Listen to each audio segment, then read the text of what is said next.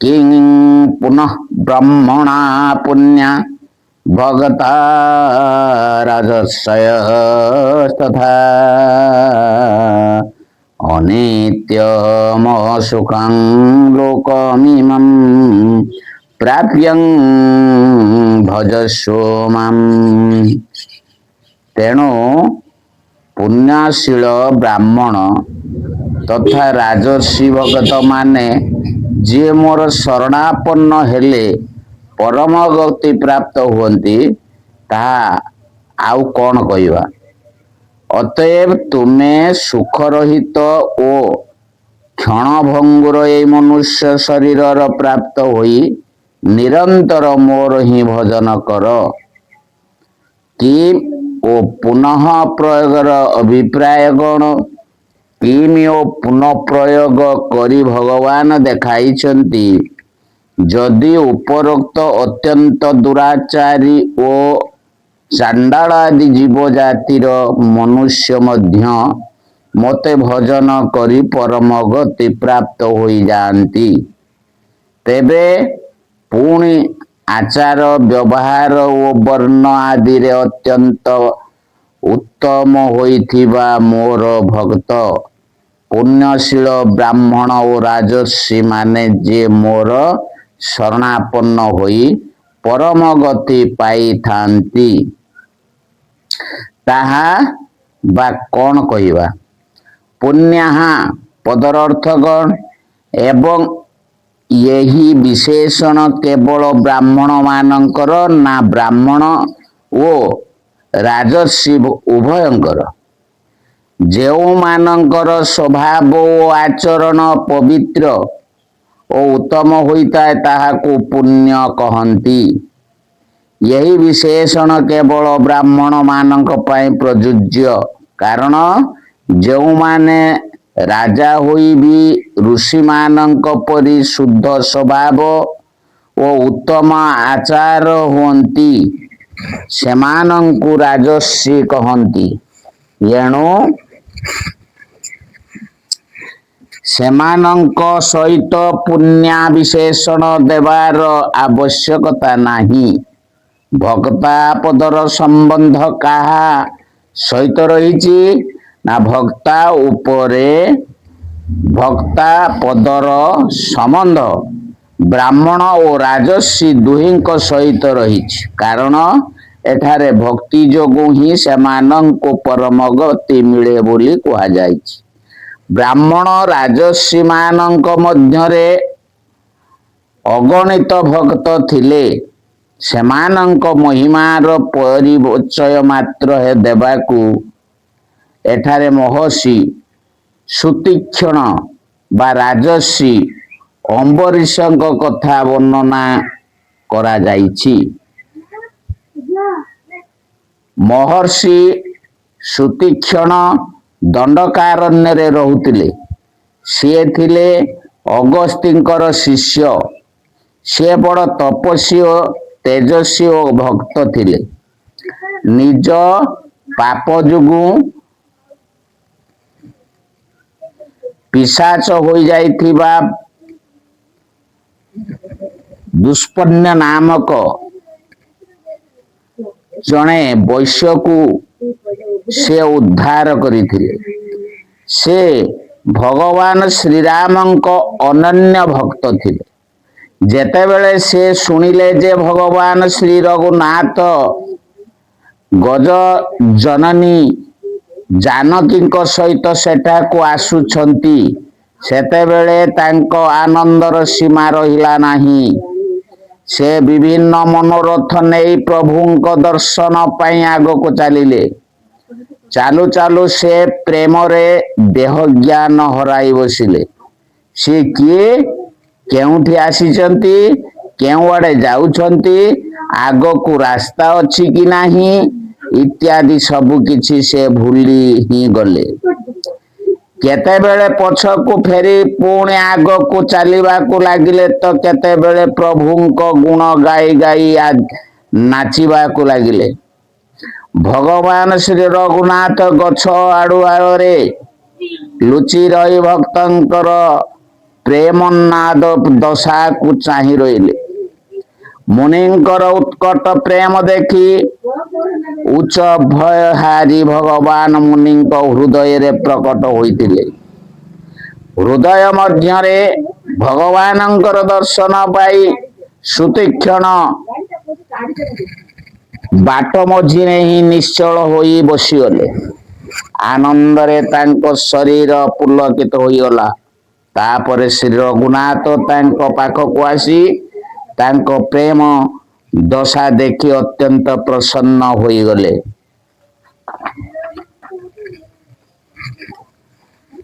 ଶ୍ରୀ ରଘୁନାଥ ମୁନିଙ୍କୁ ବିଭିନ୍ନ ଉପାୟରେ ଚେତା କରାଇବାକୁ ଲାଗିଲେ, କିନ୍ତୁ ମୁନି ଚେତା ହେଲେ ନାହିଁ। ତାଙ୍କୁ ପ୍ରଭୁଙ୍କ ଧ୍ୟାନରେ ସୁଖ ମିଳୁଥିଲା। ଯେତେବେଳେ ଶ୍ରୀରାମ ନିଜର ସେହି ରୂପ ତାଙ୍କ ହୃଦୟରୁ କାଢି ନେଲେ, ସେତେବେଳେ ସେ ବ୍ୟାକୁଳ ହୋଇ ଉଠିଲେ। ଆଖି ଖୋଲିଦେବା ମାତ୍ରେ ସେ ନିଜ ଆଗରେ ସୀତା ଓ ଲକ୍ଷ୍ମଣଙ୍କ ସହିତ ଶ୍ୟାମ ସୁନ୍ଦର ସୁଖଧାମ ଶ୍ରୀରାମଙ୍କୁ ପ୍ରତ୍ୟକ୍ଷ ଦର୍ଶନ କଲେ। ତପସ୍ୟାର ଫଳ ମିଳିଗଲା। ସେ ଧନ୍ୟ ହୋଇଗଲେ। ରାଜର୍ଷି ଅମ୍ବରୀଶ ବୈବସ୍ୱତ ମୁନିଙ୍କ ପୌତ୍ର ମହାରାଜ ନାଭାଗଙ୍କର ପ୍ରଭାବଶାଳୀ ପୁତ୍ର ଥିଲେ। ସେ ଚକ୍ରବର୍ତ୍ତୀ ସମ୍ରାଟ ଥିଲେ, କିନ୍ତୁ ସେ ଜାଣିଥିଲେ ଯେ ଇଏ ସମସ୍ତ ଐଶ୍ୱର୍ଯ୍ୟ ସ୍ୱପ୍ନରେ ଦେଖାଯାଉଥିବା ପଦାର୍ଥ ପରି କ୍ଷଣଭଙ୍ଗୁର।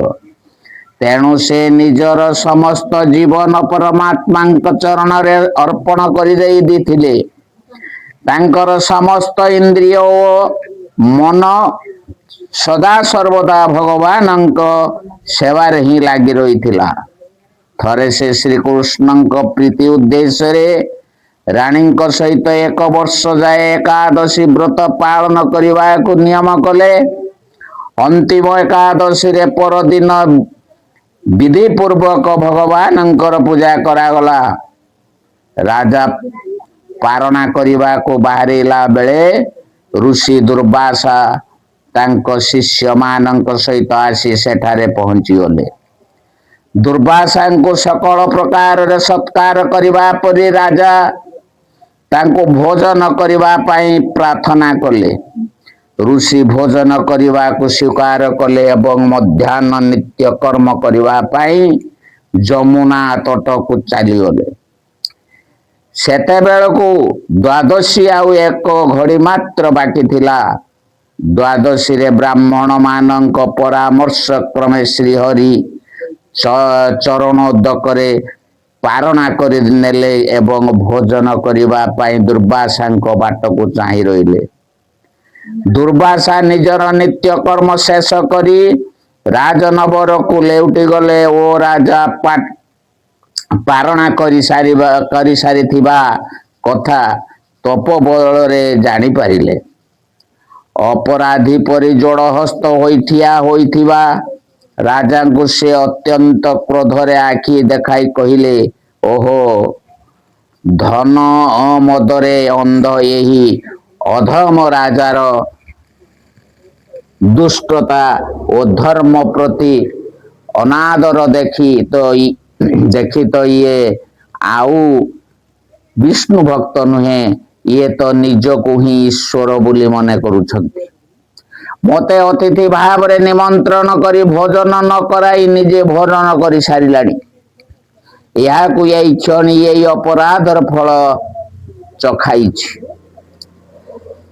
ଏହା କହି ଦୁର୍ବାସା ନିଜ ମସ୍ତକରୁ ଗୋଟିଏ ଜଟା ଉପାଡ଼ି ତାହାକୁ ପୃଥିବୀ ଉପରେ ଜୋରରେ ଛାଟିଦେଲେ। ତତ୍କ୍ଷଣାତ୍ ସେଥିରୁ କାଳାଗ୍ନି ସମାନ କୃତ୍ୟା ନାମକ ଏକ ଭୟାନକ ରାକ୍ଷସୀ ପ୍ରକଟ ହେଲା ଏବଂ ନିଜ ପଦାଘାତରେ ଭୂମି କମ୍ପାଇ ହାତରେ ଖଣ୍ଡା ଧରି ରାଜାଙ୍କ ଉପରକୁ ଝପଟି ଗଲା। କିନ୍ତୁ ଭଗବାନଙ୍କ ଉପରେ ଦୃଢ଼ ଭରସା ରଖିଥିବା ଅମ୍ବରୀଶ କେଉଁଠି ଠିଆ ହୋଇଥିଲେ ସେଇଠି ହିଁ ଠିଆ ହୋଇ ରହିଲେ। ସେ ପଛକୁ ଘୁଞ୍ଚିଲେ ନାହିଁ କି କିଛି ବି ଭୟ କଲେ ନାହିଁ। ସାରା ସଂସାରରେ ପରମାତ୍ମା ବ୍ୟସ୍ତ ହୋଇଛନ୍ତି ବୋଲି ସେ ବୁଝିପାରେ। ସେ କାହିଁକି କାହାକୁ ଡରିବ? କୃତ୍ୟା ଅମ୍ବରୀଶଙ୍କ ପାଖରେ ପହଞ୍ଚିବା ପୂର୍ବରୁ ଭଗବାନଙ୍କର ସୁଦର୍ଶନ ଚକ୍ର ଆସି କୁପିତ ସର୍ପକୁ ପ୍ରଚଣ୍ଡ ଦାବାନଳ ଭସ୍ମ କରିଦେଲା ପରି କୃତ୍ୟାକୁ ସେଇ କ୍ଷଣେ ଭସ୍ମ କରିଦେଲେ। ତାପରେ ଋଷି ଦୁର୍ବାସାଙ୍କୁ ଶାନ୍ତି ଦେବା ପାଇଁ ସୁଦର୍ଶନ ଗୋଡାଇଲେ। ଦୁର୍ବାସା ଅତ୍ୟନ୍ତ ବିହ୍ୱଳ ହୋଇ ପ୍ରାଣ ଭୟରେ ଧାଇଁ ପଳାଇଗଲେ। ଚକ୍ର ତାଙ୍କ ପଛେ ପଛେ ଧାଇଁଲେ।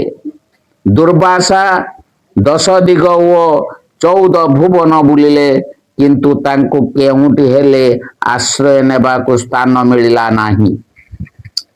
କେହି ମଧ୍ୟ ତାଙ୍କୁ ଆଶ୍ରୟ ଓ ଅଭୟ ଦେଲେ ନାହିଁ। ଶେଷରେ ବିଚିରା ବୈକୁଣ୍ଠକୁ ଧାଇଁଲେ ଏବଂ ଭଗବାନ ଶ୍ରୀ ବିଷ୍ଣୁଙ୍କ ଚରଣ ଧରି ବ୍ୟାକୁଳ ହୋଇ କହିଲେ, ହେ ପ୍ରଭୁ, ମୁଁ ଆପଣଙ୍କ ପ୍ରଭାବ ଜାଣି ନ ପାରି ଆପଣଙ୍କ ଭକ୍ତର ଅପମାନ କରିଛି। ମୋତେ ଏହି ଅପରାଧରୁ ମୁକ୍ତ କରନ୍ତୁ। ଆପଣଙ୍କୁ ନାମ କୀର୍ତ୍ତନ କରିବା କ୍ଷଣି ନରକର ଜୀବ ମଧ୍ୟ ନରକ କଷ୍ଟରୁ ମୁକ୍ତି ପାଇଯାଏ। ଅତଏବ ମୋର ଅପରାଧ କ୍ଷମା କରନ୍ତୁ। ଭଗବାନ କହିଲେ, ହେ ବ୍ରାହ୍ମଣ, ମୁଁ ଭକ୍ତଙ୍କ ଅଧୀନରେ ରହେ। ମୁଁ ସ୍ୱତନ୍ତ୍ର ନୁହେଁ। ଭକ୍ତଜନ ମାନେ ମୋର ବଡ଼ ପ୍ରିୟ। ମୋର ହୃଦୟ ଉପରେ ସେମାନଙ୍କର ପୂର୍ଣ୍ଣ ଅଧିକାର। ଯେଉଁମାନେ ମୋତେ ହିଁ ନିଜର ପରମ ଗତି ବୋଲି ମାନି ନେଇଛନ୍ତି, ମୋର ପରମ ଭକ୍ତ ସେଇ ସତ୍ପୁରୁଷ ଆଗରେ ମୁଁ ମୋର ଆତ୍ମାକୁ ଏବଂ ସମ୍ପୂର୍ଣ୍ଣ ଶ୍ରୀକୁ ମଧ୍ୟ ତୁଚ୍ଛ ମନେ କରେ। ଯେଉଁ ଭକ୍ତମାନେ ମୋ ପାଇଁ ସ୍ତ୍ରୀ, ପୁତ୍ର, ଗୃହ, ପରିବାର, ଧନ, ଜୀବନ ଆଦି ଇହଲୋକ ଓ ପରଲୋକର ସବୁ ସୁଖ ତ୍ୟାଗ କରିଦେଇ କେବଳ ମୋରି ଆଶ୍ରୟ ନେଇ ରହନ୍ତି, ସେମାନଙ୍କୁ ମୁଁ କିପରି ଛାଡ଼ି ପାରିବି? ପବିତ୍ରତା ସ୍ତ୍ରୀ ଯେପରି ନିଜର ଶୁଦ୍ଧ ପ୍ରେମରେ ପତିଦେବଙ୍କୁ ବଶ କରିନିଏ, ମୋ ଠାରେ ଚିତ୍ତ ଲଗାଇଥିବା ସର୍ବତ୍ର ସମଦର୍ଶୀ ଭକ୍ତମାନେ ମଧ୍ୟ ନିଜର ଶୁଦ୍ଧ ଭକ୍ତିରେ ସେହିପରି ମୋତେ ନିଜର ବଶ କରି ନିଅନ୍ତି। ସମୟାନୁକ୍ରମେ ନଷ୍ଟ ହୋଇଯାଉଥିବା ସ୍ୱର୍ଗାଦି ଲୋକଙ୍କୁ ଗଣୁଛି କିଏ? ମୋର ସେବା କରିବା ପରେ ସେମାନଙ୍କୁ ଯେଉଁ ଚତୁର୍ବିଧ ମୁକ୍ତି ମିଳେ, ତାହା ମଧ୍ୟ ସେମାନେ ଗ୍ରହଣ କରନ୍ତି ନାହିଁ। ମୋର ପ୍ରେମ ଆଗରେ ସେମାନେ ସବୁ କିଛିକୁ ତୁଚ୍ଛ ମନେ କରନ୍ତି। ଶେଷରେ ଭଗବାନ କହିଲେ, ତୁମେ ନିଜକୁ ରକ୍ଷା କରିବାକୁ ହେଲେ, ହେ ବ୍ରହ୍ମନ୍, ତୁମର କଲ୍ୟାଣ ହେଉ। ତୁମେ ସେଇ ମହାଭାଗ ରାଜା ଅମ୍ବରୀଶଙ୍କ ନିକଟକୁ ଯାଅ ଓ ତାଙ୍କୁ କ୍ଷମା ମାଗ, ତେବେ ଯାଇ ତୁମକୁ ଶାନ୍ତି ମିଳିବ। ଭଗବାନଙ୍କର ଆଜ୍ଞା ପାଇଁ ଦୁର୍ବାସା ଲେଉଟିଲେ। ଏପଟେ ଭକ୍ତ ଶିରୋମଣି ଅମ୍ବରୀଶ ଅବସ୍ଥା ବିଚିତ୍ର ହୋଇଯାଇଥିଲା। ଯେତିକି ବେଳକୁ ଦୁର୍ବାସାଙ୍କୁ ଚକ୍ର ଗୋଡାଇଲେ, ସେତିକି ବେଳକୁ ଅମ୍ବରୀଶ ଋଷିଙ୍କ ସନ୍ତାପରେ ସନ୍ତପ୍ତ ହୋଇଥିଲେ। ଅମ୍ବରୀଶ ମନେ ମନେ ଚିନ୍ତା କରୁଥିଲେ, ବ୍ରାହ୍ମଣ ଭୋକରେ ଗଲେ ଏବଂ ମୋ ଯୋଗୁଁ ହିଁ ମୃତ୍ୟୁ ଭୟରେ ତ୍ରସ୍ତ ହୋଇ ତାଙ୍କୁ ଏତେ ଦୌଡ଼ିବାକୁ ପଡୁଛି। ଏପରି ଅବସ୍ଥାରେ ମୋର ଭୋଜନ କରିବାରେ କି ଅଧିକାର ଅଛି? ଏହା ବିଚାରି ରାଜା ସେଇ ମୁହୂର୍ତ୍ତକୁ ଅନ୍ନ ତ୍ୟାଗ କରିଦେଇ କେବଳ ଜଳ ପିଇ ରହିଥିଲେ। ଦୁର୍ବାସା ଫେରି ଆସିବାକୁ ପୁରା 1 ବର୍ଷ ବିତିଗଲା, କିନ୍ତୁ ଅମ୍ବରୀଶଙ୍କ ବ୍ରତଭଙ୍ଗ ହେଲା ନାହିଁ। ଦୁର୍ବାସା ଆସିବା କ୍ଷଣି ରାଜାଙ୍କ ପାଦ ଧରିଲେ। ରାଜାଙ୍କୁ ବଡ଼ ସଂକୋଚ ଲାଗିଲା। ସେ ବଡ଼ ବିନୟରେ ଦୁର୍ବାସାଙ୍କୁ ସ୍ତୁତି କରି କହିଲେ, ଯଦି ମୋ ମନରେ ଦୁର୍ବାସାଙ୍କ ପ୍ରତି ତିଳେ ହେଲେ ଦ୍ୱେଷ ଭାବ ନଥିବ ଏବଂ ସକଳ ପ୍ରାଣୀଙ୍କର ଆତ୍ମା ଶ୍ରୀ ଭଗବାନ ଯଦି ମୋ ପ୍ରତି ପ୍ରସନ୍ନ ହୋଇଛନ୍ତି, ତେବେ ଆପଣ ଶାନ୍ତ ହୋଇ ଯାଆନ୍ତୁ ଓ ଋଷିଙ୍କୁ ସଂକଟରୁ ମୁକ୍ତ କରନ୍ତୁ। ସୁଦର୍ଶନ ଶାନ୍ତ ହୋଇଗଲେ। ଦୁର୍ବାସା ଓ ଭୟ ରୂପକ ଅଗ୍ନିରେ ଜଳୁଥିଲେ। ସୁଦର୍ଶନ ଶାନ୍ତ ହୋଇଯିବା ପରେ ସେ ସୁସ୍ଥ ବୋଧ କଲେ ଏବଂ ତାଙ୍କ ମୁଖରେ ହର୍ଷ ଓ କୃତଜ୍ଞତାର ଚିହ୍ନ ସ୍ପଷ୍ଟ ରୂପେ ଦେଖାଗଲା। ଏହି ସୁଖ ରହିତ ଓ କ୍ଷଣଭଙ୍ଗୁର ଶରୀର ପାଇ ତୁମେ ମତେ ହିଁ ଭଜନ କର। ଏ କଥାର ଅଭିପ୍ରାୟ କଣ? ମନୁଷ୍ୟ ଶରୀର ବଡ଼ ଦୁର୍ବଳ। ବିଶେଷ ପୁଣ୍ୟ ବଳରେ ବିଶେଷତଃ ଭଗବାନଙ୍କ କୃପାରୁ ଏହି ଶରୀର ମିଳେ ଏବଂ ମିଳିଥାଏ କେବଳ ଭଗବତ ପ୍ରାପ୍ତି ନିମନ୍ତେ। ଏହି ଶରୀର ପାଇ ସେ ଭଗବତ ପ୍ରାପ୍ତି ନିମନ୍ତେ ସାଧନା କରେ। ତାହାର ମନୁଷ୍ୟ ଜନ୍ମ ସଫଳ ହୁଏ। ଯେ ଏଥିରେ ସୁଖ ଖୋଜେ ସେ ତ ପ୍ରକୃତ ଲାଭରୁ ବଞ୍ଚିତ ହୋଇଯାଏ, କାରଣ ଇଏ ଶରୀର ସର୍ବଦା ସୁଖ ରହିତ। ଏଥିରେ କେଉଁଠି ହେଲେ କ୍ଲେଶ ମାତ୍ର ସୁଖ ନାହିଁ। ଯେଉଁ ବିଷୟ ଭୋଗ ସମ୍ବନ୍ଧକୁ ମନୁଷ୍ୟ ସୁଖ ବୋଲି ଭାବେ, ତାହା ମନୁଷ୍ୟକୁ ବାରମ୍ବାର ଜନ୍ମ ମୃତ୍ୟୁ ଚକ୍ରରେ ପକାଏ। ତେଣୁ ତାହା ବସ୍ତୁତଃ କେବଳ ଦୁଃଖ ରୂପ ହିଁ ଅଟେ। ଅତଏବ ଏହାକୁ ସୁଖ ରୂପ ବୋଲି ନ ଭାବି ଏହା ଯେଉଁ ଉଦ୍ଦେଶ୍ୟ ସିଦ୍ଧି ପାଇଁ ମିଳିଛି, ସେ ଉଦ୍ଦେଶ୍ୟକୁ ଶୀଘ୍ର ପ୍ରାପ୍ତ କରି ନେବା ଉଚିତ। କାରଣ ଏହି ଶରୀର କ୍ଷଣଭଙ୍ଗୁର। କେଉଁ ମୁହୂର୍ତ୍ତରେ ଯେ ଏହାର ବିନାଶ ଘଟିବ କିଏ କହିବ? ଅତଏବ ସାବଧାନ ହୋଇଯିବା ଉଚିତ। ଏହାକୁ ସୁଖ ରୂପ ମନେ କରି ବିଷୟରେ ବାନ୍ଧି ହେବା ଉଚିତ ନୁହେଁ, କିମ୍ବା ଏ ଶରୀର ନିତ୍ୟ ବୋଲି ଭାବି ଭଜନରେ ବିଳମ୍ବ କରିବା ଉଚିତ ନୁହେଁ। ଯଦି ନିଜର ସାବଧାନତା ଯୋଗୁଁ ଏହା ବୃଥା ନଷ୍ଟ ହୋଇଯିବ, ତାହେଲେ ପଶ୍ଚାତାପ କରିବା ଛଡ଼ା ଆଉ କୌଣସି ଉପାୟ ହିଁ ରହିବ ନାହିଁ। ଶ୍ରୁତି କହନ୍ତି, ଇହ ଚେଦ ବେଦିତଥ ସତ୍ୟମସ୍ତି ନ ଚେଦିହା ବେଦିନ ମହତି ବିନଷ୍ଟି। ଯଦି ଏହି ମନୁଷ୍ୟ ଜନ୍ମରେ ପରମାତ୍ମାକୁ ଜାଣିଲେ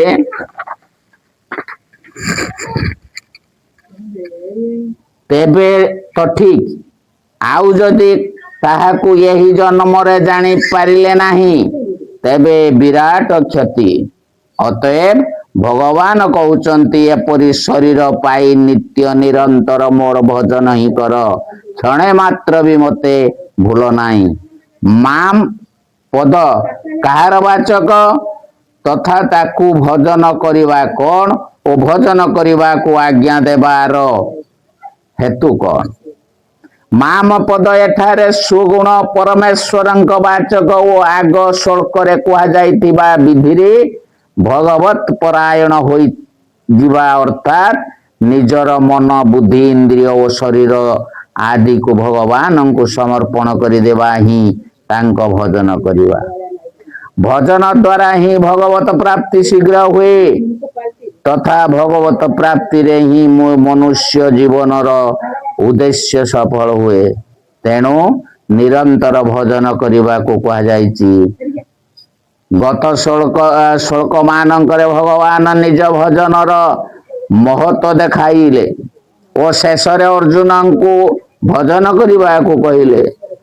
ଅତଏବ ବର୍ତ୍ତମାନ ଭଗବାନ ନିଜ ଭଜନର ଅର୍ଥାତ୍ ଶରଣାଗତିର ପ୍ରକାର ବୁଝାଇବା ପରେ ଅଧ୍ୟାୟ ସମାପ୍ତ କରୁଛନ୍ତି।